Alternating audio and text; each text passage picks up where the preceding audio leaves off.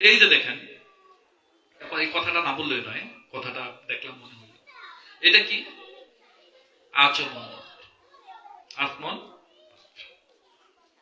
অনেক পাঠক কি করে, যে আমাকে একটু চরণামৃত দাও।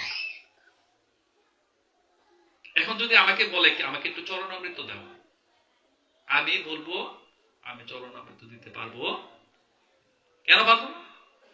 হায় হায় কেমন পাঠক, আমাকে একটু চরণামৃত চাইলাম, আমাকে দিল না। আসলে কি এটা চরণামৃত?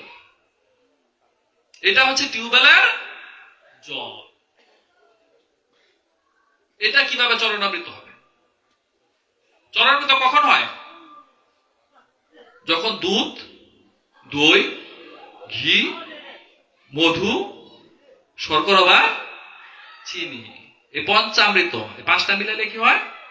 পঞ্চামৃত। এই পঞ্চামৃত দিয়ে যখন আপনি ভগবান শ্রীকৃষ্ণকে স্নান করবেন, স্নান করাবেন বা অভিষেক করাবেন, সেটা থেকে যেটা পায় সেটা হবে কি?